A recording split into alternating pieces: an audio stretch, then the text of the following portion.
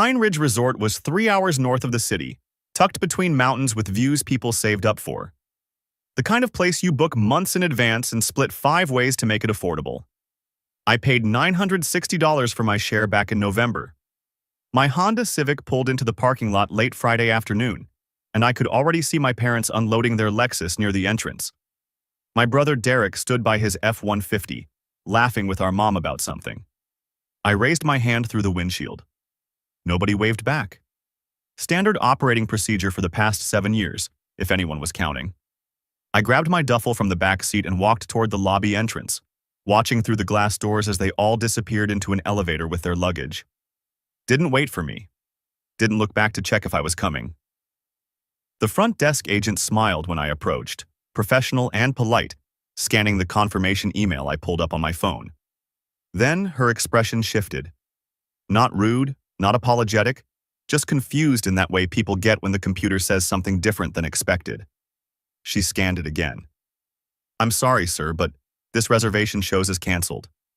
The words hit different than they should have. "That's not possible. I paid 2 months ago." She tilted the monitor toward me slightly, pointing at a line highlighted in red near the bottom of the screen. "The primary account holder removed you from the booking. Wednesday at 3:47 p.m. My stomach didn't drop from the money. It dropped from the realization. I turned and looked back through the glass doors toward where the elevator had been. They were already upstairs, unpacking, settling into a suite I'd helped pay for. My phone buzzed in my hand. Text from Derek, my brother. "Nothing new for you, Jake. Always the odd one out. Enjoy the drive home." I stared at the screen and read it twice to make sure the words were actually there. The agent shifted her weight from one foot to the other, clearly uncomfortable with whatever family drama she'd just walked into. "Would you like me to check availability for a single room?" I didn't answer her question, just typed 3 words into my phone. "Enjoy your stay." Sent it. Turned around without another word and walked back to my car. Sat in the driver's seat for a solid minute without starting the engine, then reached into the back seat and pulled out my laptop. 7 years ago, my parents needed money for a down payment on their house. $72,000 they didn't have but needed to close escrow. I was 24, fresh into my first real job as a financial analyst, and I'd saved almost everything I earned for 2 years. I gave them the full amount. Got 20% ownership in return, legally documented and notarized with my name on the deed filed at the county recorder's office. That same year, I also set up all their autopay accounts to help them manage bills. Mortgage escrow, utilities, electric, gas, water, internet, Netflix, Spotify, car insurance, all running through my credit card as the primary account manager. Made things easier for them, they said. The family emergency fund sat in a shared savings account with $38,000 in it. I'd deposited $31,000 over the years from bonuses and tax returns. They put in $7,000 total. Then there were the loans I gave out. $8,000 for Derek's DUI lawyer 3 years ago. $5,000 for Dad's truck transmission 2 years back. $8,000 for Mom's dental implants last year. $21,000 total, never repaid. Always the same promise. "We'll get you back next month, we're just tight right now."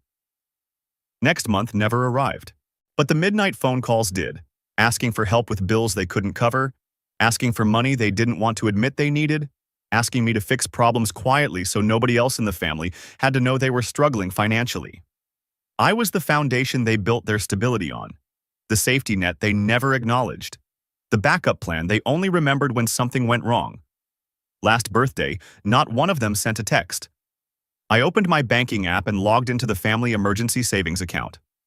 Balance: $38,142.67. Transferred all of it to my personal checking account in 3 clicks. New balance: $0, 0 cents. The confirmation email pinged through a few seconds later. Closed the laptop. Started the car, but I didn't head home yet. Drove straight to my parents' house instead. The place was dark and empty, which made sense since they were 3 hours away enjoying a resort suite they'd canceled me from without warning. I used my key to let myself in, walked through the quiet living room, and went straight to Dad's home office in the back. Filing cabinet in the corner, Unlocked like it always was because Dad never thought anyone would go through his stuff. Pulled out the co-ownership deed first. My name was right there in black ink. Jake Reynolds, 20% owner. Took a photo with my phone. Down payment receipt next, showing the $72,000 check with my signature at the bottom. Photo. 3 separate loan agreements for Derek's legal fees, Dad's truck repair, and Mom's dental work, all signed by me, all marked unpaid. Photos. Original house purchase contract, notarized and filed with the county 7 years ago. Photo. Uploaded everything to cloud storage while standing in the dark office, then put every document back exactly where I found it. Didn't take anything physical, didn't move anything out of place, just documentation. If this turned legal, I'd be ready. Walked out, locked the door behind me, and drove back to my apartment on the other side of town. Ordered Chinese takeout and sat at my kitchen table with the laptop open again, eating lo mein straight from the container while the screen glowed in front of me. The family group chat started lighting up with notifications around 8 p.m., but I'd muted it weeks ago after realizing I was the only one who ever asked how anyone else was doing. Derek posted a photo. Luxury suite living room with a stone fireplace crackling in the background, floor-to-ceiling windows showing mountain views, leather furniture that probably cost more than my car, and a balcony hot tub steaming in the evening air. His caption read, "Finally, a peaceful vacation without dead weight dragging us down," followed by a smiling emoji. I took a screenshot and saved it to a folder on my desktop labeled Evidence. Then I started digging into property law. Co-ownership rights, legal remedies for shared real estate, eviction procedures for joint property holders. One section jumped out immediately. A co-owner may file for partition or reclaim occupancy with 72-hour written notice to other occupants. 72 hours. I checked the calendar sitting next to my keyboard. Friday night, almost 9 p.m. If I filed the paperwork Monday morning when the courthouse opened, enforcement would be legal. Thursday at 8 a.m. Pulled up the utility accounts next, scrolling through the autopay list. Mortgage escrow, electric, gas, water, internet, every streaming service they used. My finger hovered over the cancel buttons. Not yet. Monday would be soon enough for that. Leaned back in my chair and looked at Derek's Instagram post still open on my screen. That smug caption about dead weight burning itself into my memory. They thought this was over. Thought I'd drive home quietly, swallow another disappointment, and pretend everything was fine like I always did. They were celebrating right now. Back at the resort, Derek was pouring wine into 3 glasses while my parents unpacked in the master bedroom of the suite. My mom, Linda, 56 years old with graying hair she dyed every 6 weeks, set her suitcase on the bed and sighed. I feel a little guilty about Jake, but this is really nice. My dad, Tom, 58, and retired early on money I helped provide, shrugged while hanging shirts in the closet. He'll understand eventually. He always does. Derek handed them each a glass and leaned against the granite kitchen counter. He didn't even text back. See? He's totally fine with it. Linda took a sip and glanced toward the window. We still could have told him earlier instead of just canceling Wednesday. Why? Derek set his glass down. He would have made it awkward. You know how he gets when he feels left out. Tom nodded while examining the wine label. This trip needed to be just us. Real family time without complications. Derek raised his glass toward the ceiling. To new traditions. They clinked glasses together and drank.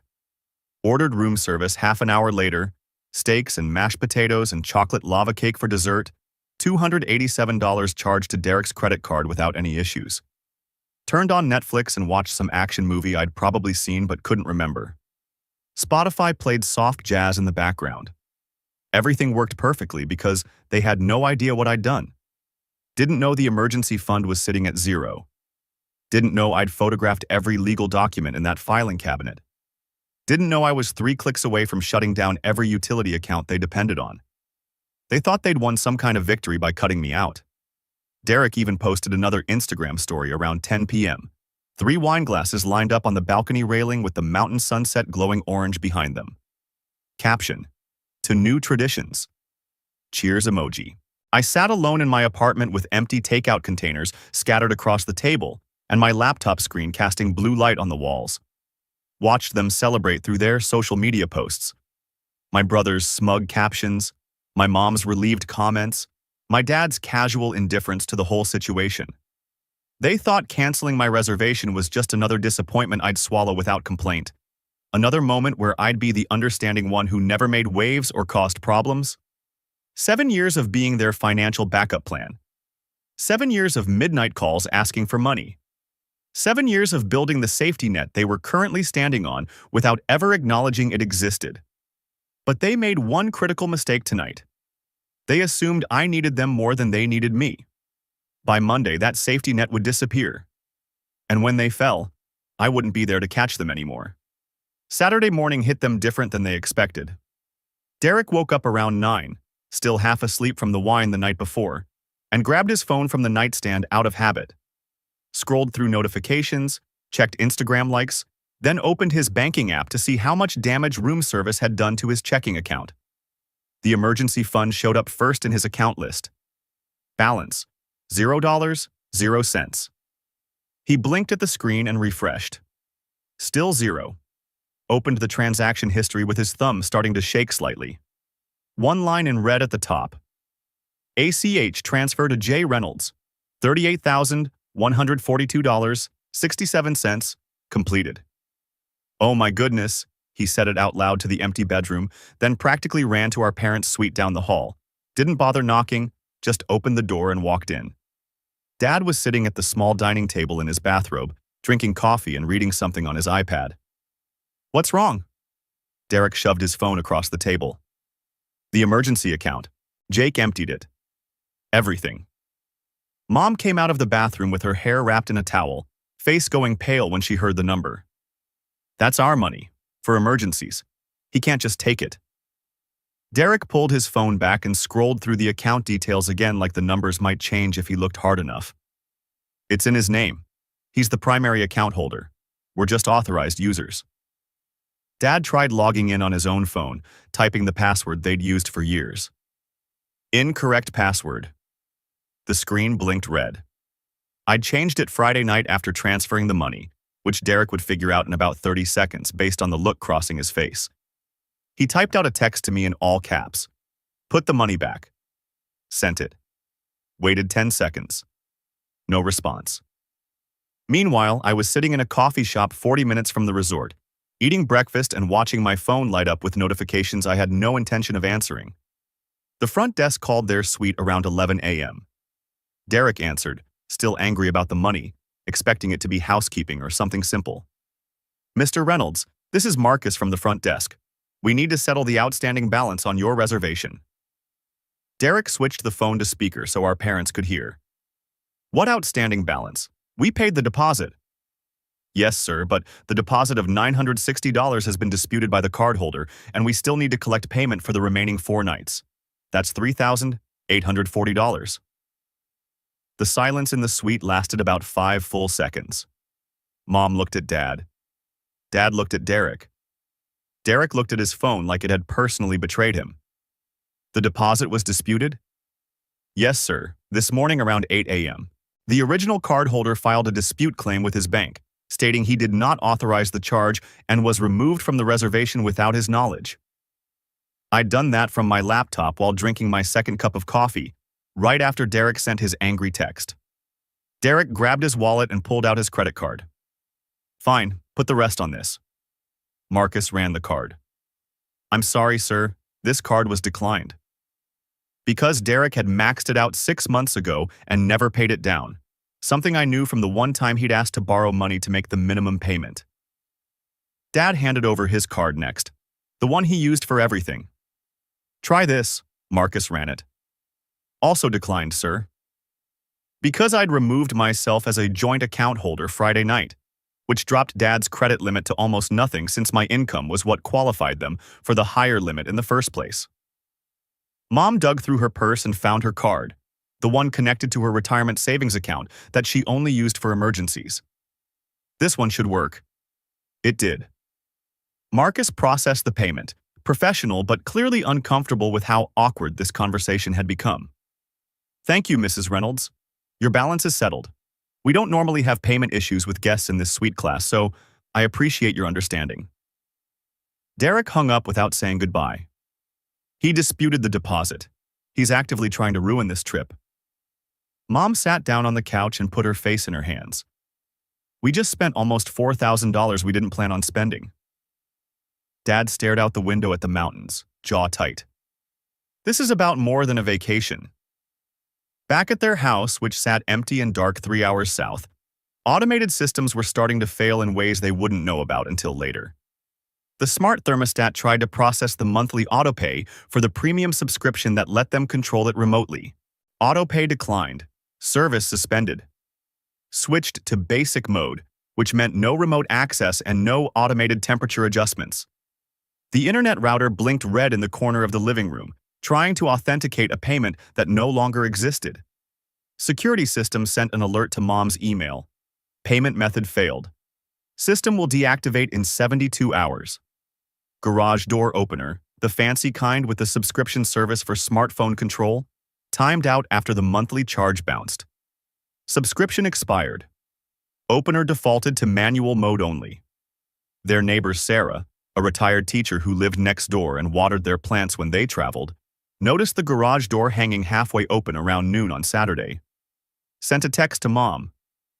Your garage has been open since last night. Is everything okay? Mom saw it an hour later and panicked. Someone needs to go close the garage. What if someone breaks in?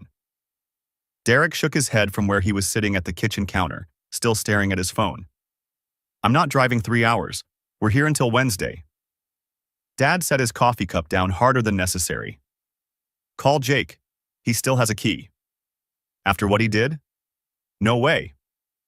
Mom looked between them, then grabbed her phone and tried calling me herself. Straight to voicemail. She didn't leave a message. Sunday morning, I drove back to the resort. Arrived around 10 a.m., parked in the visitor section, and walked into the lobby wearing jeans and a North Face jacket with my backpack slung over one shoulder. Casual, but put together. Derek was coming down the main staircase when he saw me, probably heading to get more coffee from the breakfast area. He stopped halfway down. What are you doing here? I walked toward the front desk without looking at him. Collecting something I left behind. He followed me across the lobby, voice getting louder. You were never checked in. You don't have anything here. Ignored him. Walked straight to the same front desk agent from Friday, a different woman this time, younger, with her name tag reading Ashley. Hi, I need to access Suite 304. I'm a co-payer on the reservation and I left personal belongings there. Derek stepped up next to me. There's nothing of yours in our suite. Pulled out a printed receipt from my jacket pocket, the confirmation email from November with my credit card charge highlighted. I paid $960 as a deposit. That makes me entitled to access. Ashley looked uncomfortable, glancing between us like she was trying to figure out if this was about to become a scene. Sirs, I'd rather not get involved in... The manager from Friday, the one who'd checked me in initially before the cancellation, walked over from his office. What's the issue here? I turned to face him, keeping my voice calm. I paid for this reservation as part of a group booking. He canceled me without refunding my share. I'm here to collect my belongings that I left in the suite. Derek stepped forward. He's lying. He didn't bring anything. He never checked in. I looked at the manager, not Derek. Actually, I checked in Friday at 3 p.m. before the official check-in time, dropped my bag in the suite and went to get dinner in town. When I came back at 4 p.m., I was canceled. The manager pulled up something on the computer at the front desk, scrolling through screens. It shows a preliminary check-in at 3:04 p.m. under your name, Mr. Reynolds, then a cancellation at 3:47 p.m. Derek's face went red. That's not... The manager held up his hand. He has a legal right to collect property he left in the suite. I'll escort you both. We rode the elevator in complete silence. Derek stared at the floor numbers lighting up. I watched the reflection in the metal doors. The manager stood between us, hands clasped in front of him professionally. Suite 304 was at the end of the hall. The manager knocked once, then used his master key when nobody answered immediately. Mom and Dad were inside, Mom reading on the couch, Dad watching something on the TV. They both looked up when the door opened. Mom's face went confused, then shocked. Jake, what are you... I walked past everyone straight to the master bedroom. Not here for a conversation, here for my bag. Opened the closet where I'd left my duffel Friday afternoon, grabbed it from the top shelf and slung it over my shoulder. Dad stood in the bedroom doorway. "You drove 3 hours for a bag?" I turned and pulled an envelope from my backpack, handed it to him. He opened it slowly, unfolding the single page inside, and started reading. His face changed 3 times in 10 seconds. "What is this?" "I own 20% of your house. Read the deed if you need proof. I'm exercising my legal right to reclaim occupancy. You have until Thursday at 8 a.m. to vacate." Mom came into the bedroom, reading over Dad's shoulder. Derek was behind them, finally understanding what was happening. "You can't evict us from our house." I looked at him directly for the first time since arriving. "It's not just yours. I co-own it. Check the contract you signed 7 years ago when I gave you $72,000. You gave me 20% ownership in exchange. I have every legal right to do this." Mom's voice went high and thin. "This is insane. You're doing this because we didn't invite you on a vacation?" "No. I'm doing this because you've treated me like an ATM for 7 years and then threw me away the second it was convenient." Dad held up the paper, hand shaking slightly. "We can fight this in court." "You can try, but I have the deed, the down payment receipt, and a notarized contract all filed with the county. Good luck." I walked out of the bedroom, through the suite, and out into the hallway. Derek followed me to the elevator, practically jogging to keep up. "This is petty." I pressed the down button and waited for the doors to open. "No, petty is texting, 'Nothing new for you,' while I'm standing in a lobby with a canceled reservation. This is consequences." The elevator arrived, stepped inside. Derek stood in the hallway staring at me while the doors closed between us. An hour later, back in their suite, Mom was crying on the couch while Dad paced near the window with his phone pressed to his ear. He'd called Richard, a family friend who practiced real estate law, explained the situation in clipped sentences that kept getting interrupted by questions. "If he's on the deed as a co-owner and gave you written notice, he has legal standing. You'd need to buy him out or negotiate some kind of agreement." Dad stopped pacing. "How much would a buyout cost?" "His 20% ownership is worth about $70,000 at current market value, maybe more if he argues appreciation." "We don't have $70,000. He took our savings." "That was legally his money if his name was on the account as primary holder." Derek grabbed the phone. "So we just let him kick us out? There's nothing we can do?" Richard's voice came through the speaker, tired and professional. "You can contest it in court, but that process takes months and costs money you don't have. In the meantime, if he gets a court order, you'll have to vacate by Thursday." Mom looked up from the couch, mascara running down her face. "We have nowhere to go. Derek's apartment is too small. We can't afford a hotel long-term." Dad hung up without saying goodbye to Richard. They sat in silence in their luxury suite, mountain views and gas fireplace and balcony hot tub all around them, vacation completely ruined. I sat in my car in the resort parking lot, engine running, watching their suite window from 3 floors below. 3 people who just realized they weren't in control anymore. Didn't feel victorious watching them panic. Didn't feel vindicated seeing them scramble. Felt cold and clear. They had 72 hours to figure out where they were going to live. I'd given them 7 years of my life, my money, and my time. Seemed fair. Started the car and drove home, leaving them to their ruined vacation and their impossible deadline. The safety net was gone, and I wasn't there to catch them anymore. They cut their vacation short Monday morning. Loaded their suitcases into the Lexus and Derek's truck before sunrise, didn't bother with breakfast, just checked out early and drove 3 hours back to the city in complete silence. Stopped at Richard's law office first, the family friend who practiced real estate law, before even going home. His office was in one of those converted historic buildings downtown with exposed brick and expensive furniture that screamed hourly rates they couldn't afford. Richard reviewed the paperwork I'd left them Sunday, spreading the eviction notice across his mahogany desk and reading it twice. "This is ironclad. He has legitimate co-ownership rights filed with the county." Dad leaned forward in his chair. "Can we stop the eviction? Get an injunction or something?" Richard shook his head slowly. "Only if you can get a restraining order, which requires proof of immediate harm or threat." Or you negotiate a buyout, which requires capital you don't have. Mom twisted her wedding ring around her finger, something she did when stressed. We'll pay him back. Everything he's owed. We just need time. He'd have to agree to a payment plan. And given what you've told me about the situation, I don't think he's in a negotiating mood. Derek stood up and walked to the window overlooking the street below. So that's it? He just wins? We lose our house? Richard closed the folder and looked at all three of them. This isn't about winning or losing. This is property law. He's a co-owner exercising his legal rights to reclaim occupancy. You signed a contract 7 years ago that gave him those rights. They left the office 20 minutes later with a bill for $250 they couldn't afford and zero solutions. Arrived home around 6 p.m. Monday evening, exhausted and desperate.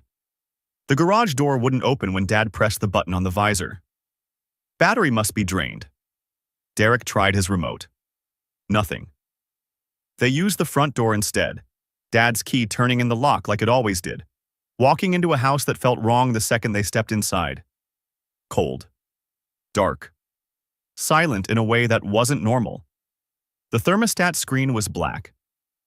Derek went to the basement and manually restarted the furnace, hearing it kick on with a reluctant groan after sitting idle all weekend. Dad called the utility company from the kitchen, put them on speaker while they waited on hold for 12 minutes. I need to set up a new account at this address. The representative typed something on her end. It shows this address had an account under Jake Reynolds until Friday evening when it was closed. Did he authorize you to open a new account? Dad's jaw tightened. He's my son. Yes. Okay, sir, we can open a new account in your name. There's a $150 setup fee and first month's payment due up front before we can activate service. Dad gave them his credit card number, the same one that had been declined at the resort, which apparently still had just enough limit left for utility deposits. Mom tried turning on the TV to distract herself while they waited for the internet to come back online. Account no longer active. Please visit netflix.com to renew your subscription. She closed her eyes and sat down on the couch. He canceled everything, all of it. Derek slammed a cabinet in the kitchen hard enough that the dishes rattled. This is psychotic? Who does this to their own family? Dad looked at him from across the room, voice flat and tired. No, this is what happens when you push someone too far for too long. They spent Monday night in a cold house with no internet, eating takeout by lamplight because half the light switches weren't working right after the power interruption. Tuesday passed in a blur of phone calls and rejected apartment applications. Wednesday morning arrived with 48 hours gone and nowhere to go. Derek's apartment was one bedroom on the 4th floor of a building without an elevator, barely big enough for him, and definitely not big enough for 3 people and all their belongings. Hotels were $120 per night, which meant $3,600 a month they didn't have. Rental houses needed first month, last month, and security deposit up front, usually around $4,500 total, sitting in an emergency fund that no longer existed. Mom's sister lived in Ohio, had a spare bedroom, kept offering to let them stay for a while. But that meant leaving the state and admitting defeat to extended family who'd spent years hearing about how well they were doing. Wednesday around 5 p.m., Dad drove to my office. Parked in the lot where he could see the main entrance, waited in his car with the engine off despite the cold. I walked out at 5:15 like always, saw his Lexus 3 spaces from mine. He got out when I was halfway across the parking lot. Please, just tell me what you want. I stopped walking and looked at him. I want you to understand what it feels like to be expendable. You're not expendable. You're family. Then why didn't you text me before canceling my reservation? Why didn't anyone think to give me a heads up before I drove 3 hours and stood in that lobby? Dad's shoulders sagged. That was Derek's decision. He handled the booking. And you went along with it, like you always go along with it. Like you went along with borrowing $21,000 and never paying it back. Like you went along with using me as your emergency fund for 7 years without ever saying thank you. We'll pay you back, everything. The $72,000 from the house, the loans, all of it. Just give us time. I pulled my keys from my jacket pocket. With what money? The emergency fund I built? Oh wait, that's gone. Maybe Derek's maxed out credit cards? Or Mom's retirement account that just paid for a resort suite? Dad took a step forward, hands out like he was trying to calm a spooked animal. I'm sorry. I should have stopped Derek. I should have called you before the cancellation went through. Yeah, you should have. But you didn't. It's not too late. We can fix this. Actually, it is too late. Thursday morning at 8 a.m. you're out. That's what the notice said. That's what's happening. Got in my car, started the engine, and backed out while Dad stood there in the parking lot watching me leave. Drove home and didn't think about him standing there alone in the cold. Thursday morning arrived cold and clear. 7:50 a.m. I pulled up to the house I'd helped buy 7 years ago and parked on the street instead of the driveway. The locksmith's van was already there, white with blue lettering. The guy standing on the porch with his toolbox waiting for me. His name was Mike, late 40s, professional and unbothered by whatever family drama he was walking into. You Jake? Yeah. Got the work order and court paperwork. We're good to go whenever you're ready. The front door opened before I could respond.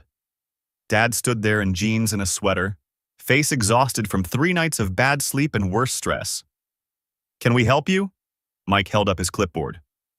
Work order to change the locks. Property owner Jake Reynolds requested service.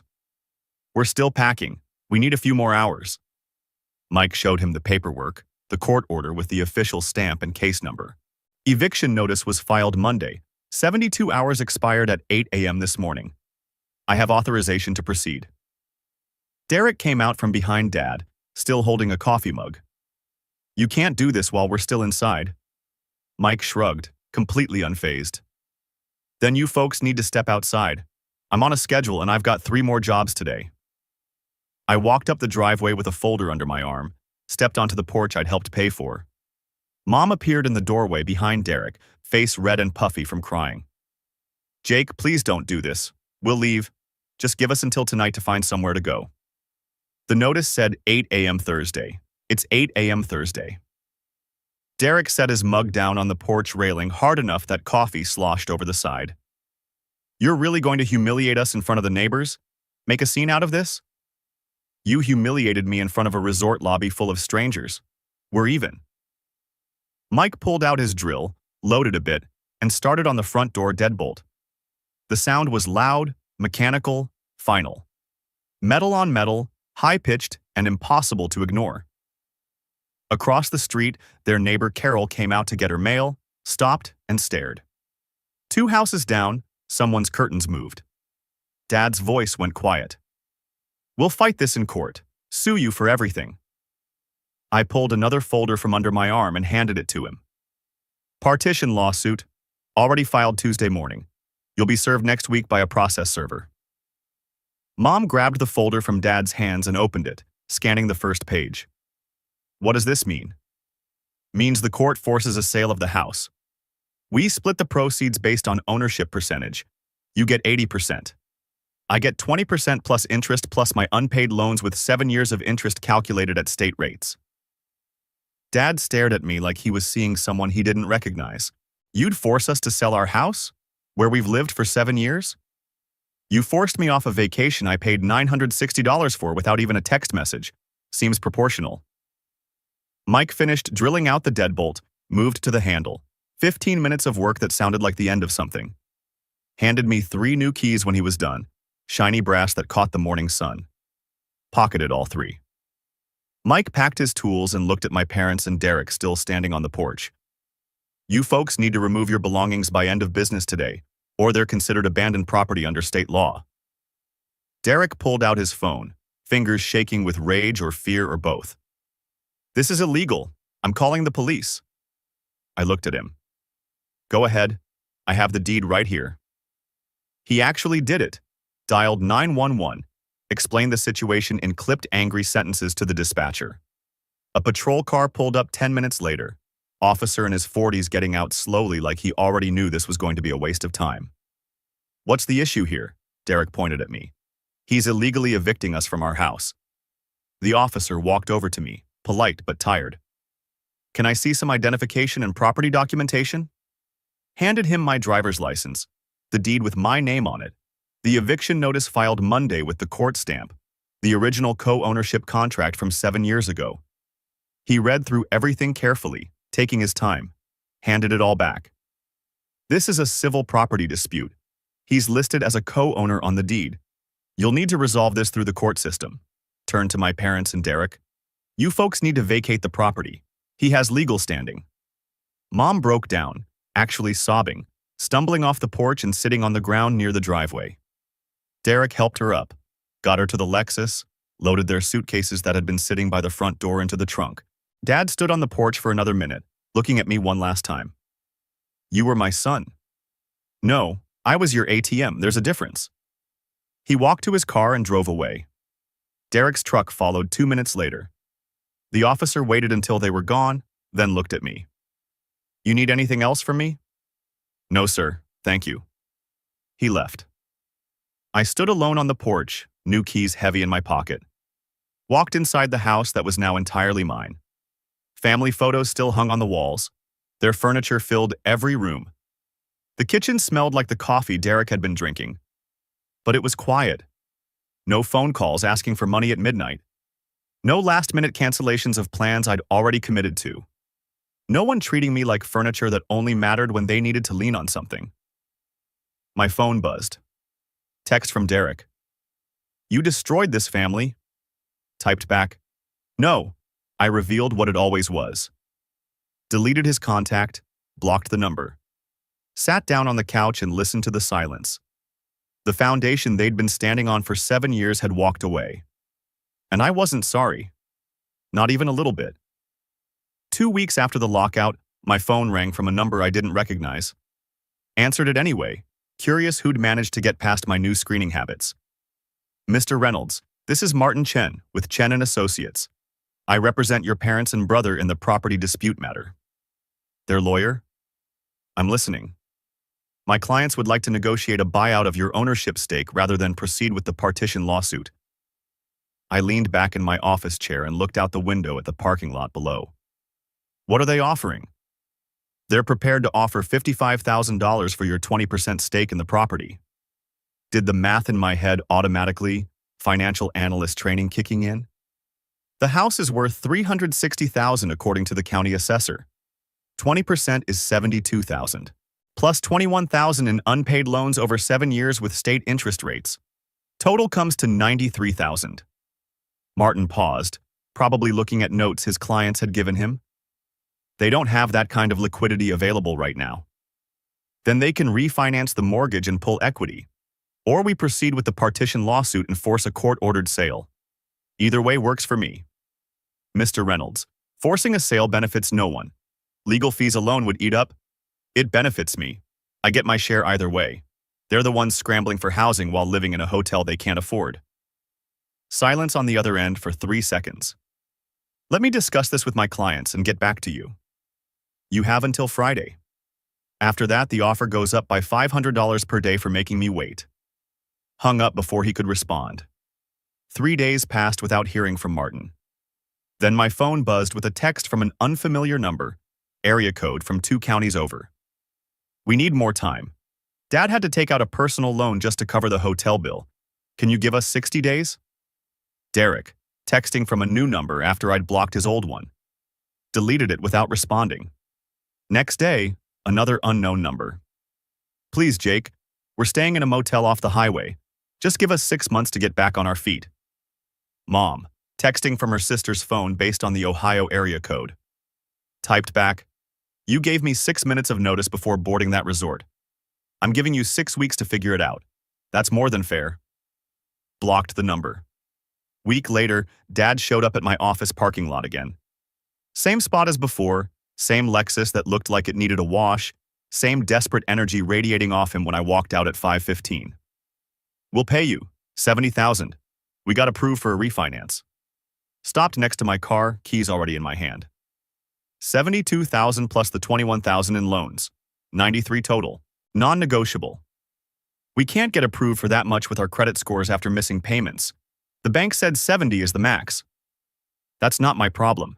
You had 7 years to pay me back before any of this started. He stepped closer, desperation making him bold. So that's it? You're really going to force us to sell the house? Make us homeless? If that's what it takes to get what I'm legally owed. Yes. Got in my car, started the engine, and backed out while he stood there watching. Didn't look in the rearview mirror. Month later, I took a week off work. Booked the same resort, same suite 304, same dates as the original trip that got canceled. Drove up Friday afternoon with my duffel in the passenger seat, music playing. No stress about who was meeting me there or who might cancel at the last minute. The front desk agent smiled when I walked in. "Welcome back, Mr. Reynolds. We've upgraded you to the premium balcony view at no additional charge." The manager appeared from the back office, same guy who'd escorted me upstairs to collect my bag. "Good to see you again. I hope this stay is more enjoyable than the last one." "Already is." Suite 304 looked exactly like it did in Derek's Instagram photos from that first night. Stone fireplace, floor-to-ceiling windows, leather furniture, balcony hot tub steaming in the mountain air. Unpacked slowly, took my time, opened a beer, and sat on the balcony watching the sunset turn the mountains orange and purple. Pulled out my phone and opened Instagram. Changed my account from private to public. Took a photo of the view, hot tub in the foreground, mountains in the background, beer bottle on the railing. Caption: "Sometimes you have to cancel the wrong people to confirm the right reservations." Posted it. Didn't tag anyone, didn't need to. 2 hours later, my phone buzzed with a notification. Derek's best friend Marcus had liked the post. Then his girlfriend's roommate. Then 3 people from Derek's gym. Word traveled fast in small social circles. Over the next week, I posted casually. Day 2, breakfast on the balcony with coffee and pastries from the resort restaurant. No one to split the bill with. Day 3, hiking trail selfie with mountain peaks behind me. Peaceful when no one cancels your plans. Day 4, dinner table with a steak and wine. Table for one, just how I like it. Passive-aggressive? Probably. Effective? Absolutely. Derek's girlfriend Sarah, who I'd met twice at family dinners years ago, apparently saw the posts. Texted Derek according to a mutual friend who told me the story later. "Why is your brother posting cryptic stuff about you guys?" Derek tried playing it off as complicated family drama, nothing serious. Sarah did what any curious girlfriend would do and asked around, talked to mutual friends, heard about the resort cancellation and the eviction and the lawsuit. Confronted Derek 3 days later. "You evicted your parents? Over a vacation?" "He evicted us. It's his fault for overreacting." "You canceled his trip without telling him?" I saw the text screenshot. "Nothing new for you?" "Who showed you that?" "Doesn't matter. That's cruel, Derek. That's not the person you told me you were." Week later, Sarah broke up with him. Derek texted me from yet another new number. "You cost me my relationship." Replied before blocking, "No, you did that yourself." 6 weeks after the lockout, Martin the lawyer called again. "My clients have agreed to settle. $68,000 for the buyout, plus $15,000 for the loans. $83,000 total. Accepted, draft the paperwork." They refinanced the house, pulled equity, cleaned out my old bedroom that had been storage for years, and mailed me a cashier's check. Deposited it without calling to confirm receipt. Parents sent one final text from Dad's phone. "We hope you're happy now." Stared at it for 30 seconds. Typed, "I am." Sent it. Blocked the number. 3 months later, I ran into Sarah Miller at the grocery store. Different Sarah, the neighbor who used to live 2 houses down before she moved across town, not Derek's ex-girlfriend. She was loading groceries into her trunk when she saw me. "Jake, haven't seen you in forever. How are you?" "Good. You?" "Can't complain." "Hey, weird question, but your parents ask about you sometimes when I see them at church." I stopped pushing my cart. "What do they say?" "They want to know if you'll ever come back, like reconcile or whatever." "What did you tell them?" Sarah shifted her weight, uncomfortable with being in the middle. "I said I'd ask if I ever saw you." "Tell them no." "That's pretty final." "It is."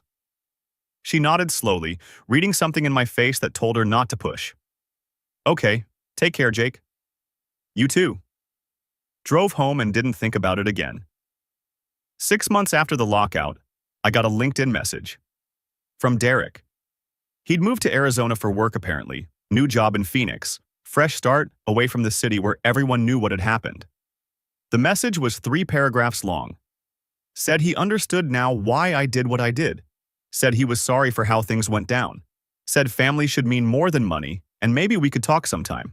Read it twice. Then deleted it without responding. Because he still didn't get it. This was never about the money. It was about being treated like I mattered, like I was part of the family instead of just the bank they borrowed from when things got tight. The moment they canceled my reservation without a word, they showed me exactly what I was worth to them. Nothing. So I canceled them back. Permanently. People ask sometimes if I'm lonely now. Friends who knew my family, co-workers who heard pieces of the story, dates who wonder why I never mention parents or siblings. I tell them no. Loneliness is sitting in a car watching your family board a plane without looking back, being called at 2 a.m. for money but never getting a birthday text, building a safety net for 7 years and having them cut you out the second it was convenient. Freedom is realizing you don't need them, knowing that the only person who can cancel your plans now is you. And I sleep just fine with that.